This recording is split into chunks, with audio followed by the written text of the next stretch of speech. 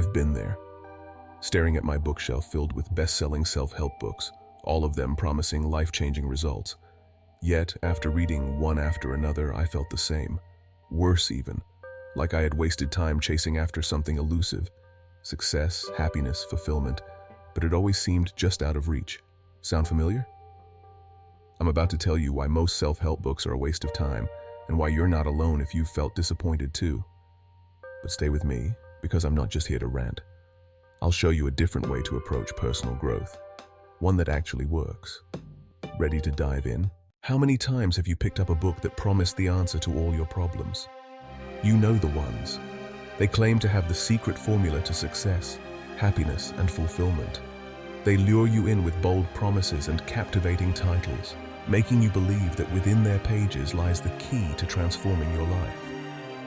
Whether it's how to get rich, become a productivity machine, or live your dream life, self-help books tend to oversimplify.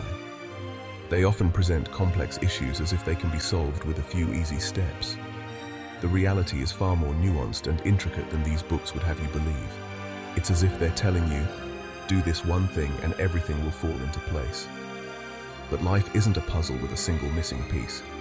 It's a mosaic of experiences, challenges, and personal circumstances that can't be addressed with a one-size-fits-all approach. But here's the truth.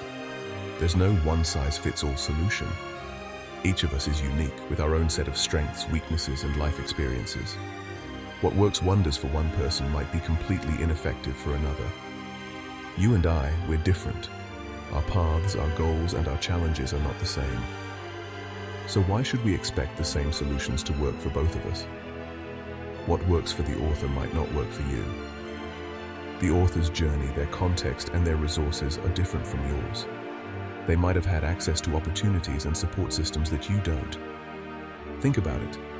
Can someone who made their millions through sheer luck and specific circumstances really offer advice that fits your life? Their success might be a result of factors that are completely out of your control. It's like following a diet plan designed for someone else's metabolism. Just because it worked for them doesn't mean it will work for you.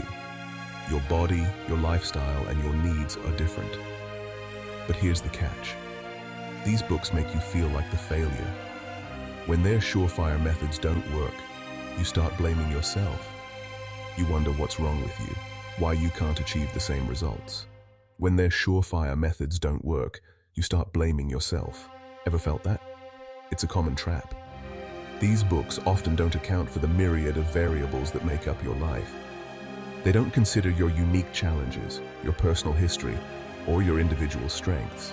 Instead, they offer a cookie-cutter solution, and when it doesn't fit, you're left feeling inadequate. The truth is, personal growth and success are deeply personal journeys. They require self-awareness, experimentation, and a willingness to adapt. It's about finding what works for you, not what worked for someone else. So, the next time you pick up a self-help book, remember to take it with a grain of salt. Use it as a tool, not a rule book. And most importantly, trust yourself to find your own path. Because in the end, the best solutions are the ones that are tailored to you. They're the ones that resonate with your values, align with your goals, and fit into your life. So embrace your uniqueness, and don't be afraid to carve out your own path. After all, you are the expert on your own life. I remember the rush I felt every time I finished one of those books. The excitement was palpable, almost like a surge of electricity coursing through my veins. I felt invincible, ready to conquer any challenge that came my way. This is it, I'd think. I'm finally going to change my life. I'd make grand plans, set ambitious goals, and feel a renewed sense of purpose. It was as if the book had unlocked a hidden reservoir of potential within me. But then reality kicks in, and after a few days, the hype fades. The initial burst of enthusiasm starts to wane, and the daily grind begins to take its toll. The once clear vision of my transformed life becomes blurry and distant. All that excitement fizzles out, and you're left with nothing. The grand plans and ambitious goals seem unattainable, and the sense of purpose that once felt so strong now feels like a fleeting dream. The truth is, many self-help books rely on motivational fluff. They're filled with feel-good stories and uplifting quotes that give you a temporary high. but they lack the substance needed for lasting change. They pump you up with feel-good stories and quotes, but when it comes to long-lasting practical advice, they fall short. The strategies they offer are often vague and impractical, leaving you with more questions than answers. You can't sustain change on motivation alone. Motivation is like a spark. It can ignite a fire, but without fuel, the fire will quickly die out. You need a solid foundation of habits and routines to keep the fire burning. If you've found yourself in this loop of temporary highs, followed by crushing lows, you're not alone. It's a common experience, and it can be incredibly disheartening. You start to doubt yourself and your ability to make lasting changes. What's worse is that this cycle can leave you feeling worse off than before because you're constantly wondering, why can't I keep this momentum going? The repeated failures can erode your confidence and make you feel stuck in a never-ending loop of disappointment. The key to breaking free from this cycle is to shift your focus from temporary motivation to sustainable habits. Start small and build on your successes. Celebrate the little victories and use them as stepping stones to bigger achievements. Create a daily routine that supports your goals and stick to it even when you don't feel motivated. Consistency is the secret ingredient to lasting change. It's not about making drastic changes overnight, but about making small, consistent efforts over time. Remember, it's a marathon, not a sprint. Be patient with yourself and give yourself the grace to grow and evolve at your own pace. With time and persistence, you'll find that the changes you make are not only lasting, but also deeply fulfilling. So the next time you feel that rush of motivation, use it as a catalyst to start building habits that will sustain you in the long run. Embrace the journey and trust that every step you take is bringing you closer to the life you envision. If you've read more than a couple of self-help books, you've probably noticed something. They all sound the same after a while. The covers might be different. The authors might have unique backgrounds, but the core messages, they're eerily similar. The same ideas get rehashed over and over, just packaged in different ways. It's almost as if there's a template that these authors follow, tweaking a few words here and there to make it seem fresh. It's like these authors are swapping notes, sharing the same pool of wisdom, and just putting their own spin on it. You can almost imagine them in a secret club, exchanging tips on how to rephrase the same old advice. You know the ones I'm talking about. Believe in yourself, trust your instincts, follow your passion. These phrases are plastered everywhere, from book covers to motivational posters. Set goals, work hard, manifest your dreams. It's a cycle of repetition that can feel both comforting and frustrating. Comforting because it reinforces what you already know, frustrating because it rarely offers anything new. Now don't get me wrong. These ideas are not without merit. They serve as foundational principles that can guide you through various aspects of life. Some of these ideas are important, even essential. They can provide a framework for personal growth and development. But the problem arises when these concepts are stretched into entire books without adding substantial new insights. But do you really need to read 300 pages just to be told what you've already heard 100 times?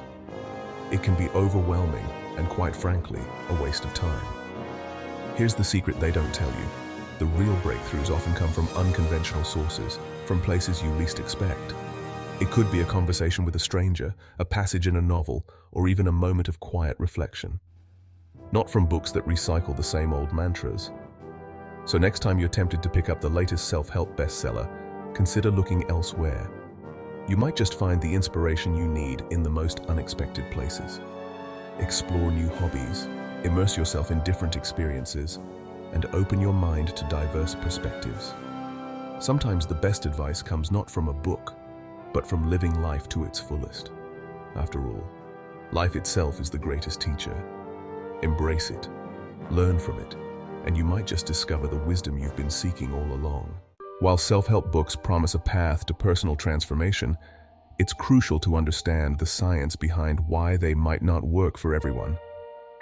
Let's delve into the psychological and scientific aspects that influence the effectiveness of self-help literature.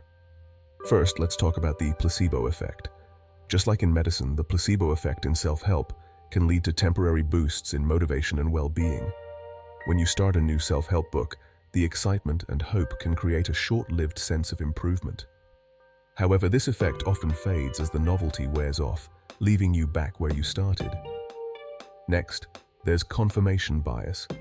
This is the tendency to search for, interpret, and remember information that confirms our pre-existing beliefs. When you read a self-help book, you might unconsciously focus on the parts that resonate with you and ignore those that don't. This can create an illusion of effectiveness, even if the advice isn't genuinely transformative. Individual differences also play a significant role. Personal development is not a one-size-fits-all journey. Factors such as personality traits, life experiences, and current circumstances can all impact how well self-help advice works for you. What works wonders for one person might be completely ineffective for another. Moreover, self-help books often overlook the complexity of human behavior. They tend to offer simplified solutions to intricate problems, which can lead to frustration when these solutions don't yield the promised results. Real change often requires a deeper understanding of oneself and a multifaceted approach. So, the next time you pick up a self-help book, keep these scientific insights in mind. Understand that while these books can provide valuable guidance, they are not a magic bullet. Personal growth is a complex, individualized process that goes beyond the pages of any book.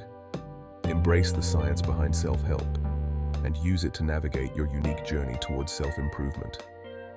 While self-help books can offer valuable insights, there are more personalized and effective alternatives to consider in your journey towards personal growth.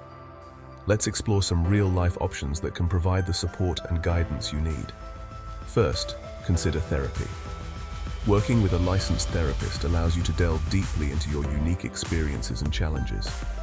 Therapy offers a safe space to explore your thoughts and feelings, uncover underlying issues, and develop coping strategies tailored specifically to you. It's a collaborative process that goes beyond the generalized advice found in books. Another powerful alternative is coaching. A professional coach can help you set realistic goals, create actionable plans, and stay accountable. Unlike self-help books, coaching provides personalized feedback and encouragement, helping you navigate obstacles and celebrate your progress. Whether you're looking to advance your career, improve relationships, or enhance your overall well-being, a coach can offer the targeted support you need. Community support is also invaluable. Joining a support group or community organization can connect you with others who share similar goals and challenges. These groups provide a sense of belonging, mutual encouragement, and the opportunity to learn from others' experiences. The collective wisdom and shared journey can be incredibly motivating and inspiring. Moreover, don't underestimate the power of mentorship. Finding a mentor who has walked the path you're on can offer you practical advice, emotional support, and a different perspective. Mentors can share their own experiences, helping you avoid common pitfalls and stay focused on your goals. Lastly, consider integrating self-help books with these alternatives. Use the insights and techniques from books as a supplement to the personalized guidance you receive from professionals and your community.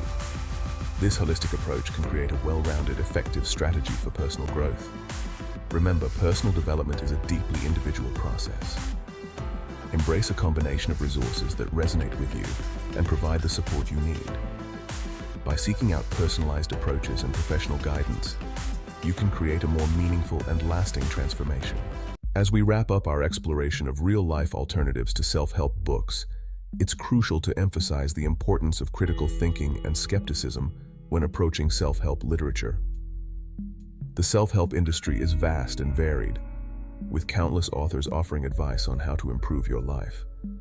But not all advice is created equal, and it's essential to evaluate the credibility of the sources you're relying on. First and foremost, consider the author's qualifications. Do they have relevant expertise or experience in the field they're writing about? Look for credentials, professional background, and any affiliations with reputable institutions. An author with a solid foundation in psychology, therapy, or a related discipline is more likely to provide reliable and evidence-based guidance. Next, scrutinize the claims made in the book. Are they supported by scientific research or anecdotal evidence? Be wary of sweeping generalizations and promises of quick fixes. Genuine self-help literature often includes references to studies, expert opinions, and real-life case studies to back up its advice. If the claims seem too good to be true, they probably are. Additionally, pay attention to the writing style and tone. Does the author encourage critical thinking and self-reflection, or do they present their advice as the only solution? A credible self-help book should empower you to think for yourself and adapt the advice to your unique circumstances. Avoid books that promote a one-size-fits-all approach or discourage questioning. Another red flag to watch for is the presence of testimonials and endorsements. While positive reviews can be helpful, they should not be the sole basis for your decision. Testimonials can be cherry-picked or even fabricated to create a favorable impression. Instead, look for balanced reviews from independent sources and consider the overall consensus. Lastly, consider the broader context in which the book was written. What are the author's motivations? Are they genuinely interested in helping others, or are they primarily focused on making a profit? Books that prioritize selling products or services over providing valuable content should be approached with caution. By applying critical thinking and skepticism, you can navigate the self-help landscape more effectively and make informed choices about the resources you use. Remember, personal growth is a journey that requires thoughtful consideration and discernment. Trust yourself to evaluate the credibility of self-help authors and their claims, and seek out sources that genuinely resonate with you and your goals. Now that we've covered the importance of critical thinking, let's dive into some real-life experiences with self-help books. We'll hear from individuals who have walked the path of self-improvement, sharing both their triumphs and setbacks. These stories will give us a balanced view of the impact self-help literature can have on our lives. Meet Sarah, a marketing professional who turned to self-help books during a challenging period in her career. I was feeling stuck and uninspired at work. I picked up a popular self-help book on productivity, and it completely changed my approach. The techniques I learned helped me prioritize tasks and manage my time more effectively. Within a few months, I received a promotion. For me, that book was a game changer. While Sarah's story is one of success, it's important to also hear from those who didn't have the same positive experience. Here's Mark, who faced a different outcome. I bought into the hype of a best-selling self-help book that promised to transform my life in 30 days. I followed every step religiously, but when the results didn't come, I felt even worse than before. It took a toll on my self-esteem, and I realized that not all advice is right for everyone. These contrasting stories highlight the varied impact self-help books can have. Some find immense value and see tangible improvements, while others encounter disappointment and frustration. Next, we have Emma, who found a middle ground. I've read several self-help books over the years. Some were incredibly helpful, offering practical advice I could implement right away. Others were less impactful. The key was learning to pick and choose what resonated with me and fit my unique circumstances. These testimonials underscore the importance of a personalized approach to self-help. What works for one person may not work for another, and it's crucial to remain open-minded and adaptable. As we reflect on these stories, remember that the journey of self-improvement is deeply personal. Successes and failures are both valuable learning experiences. By sharing these real-life accounts, we hope to provide a more nuanced perspective on the potential and pitfalls of self-help literature. As we bring this exploration of self-help literature to a close, let's summarize the key points we've discussed. We've examined the allure of one-size-fits-all solutions and the temporary motivation trap that often accompanies self-help books. We've also looked at how recycled advice can be packaged differently, sometimes misleadingly. The science behind self-help gave us a deeper understanding of why some techniques work and others falter. We explored real-life alternatives that can complement or even replace self-help books. And we emphasized the critical role of thinking critically about the information we consume. Success stories and failures from real individuals showed us that while self-help books can be transformative for some, they can also lead to disappointment for others.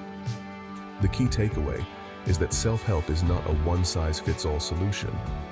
Ultimately, the value of self-help books lies in their ability to inspire and guide, but their effectiveness depends on the reader's unique circumstances and willingness to adapt the advice to their own life. As you continue on your personal development journey, remember to be discerning and critical. Take the insights that resonate with you and leave behind what doesn't. Thank you for joining us in this exploration. We hope it has provided you with valuable insights and encouraged you to make informed decisions about your path to self-improvement.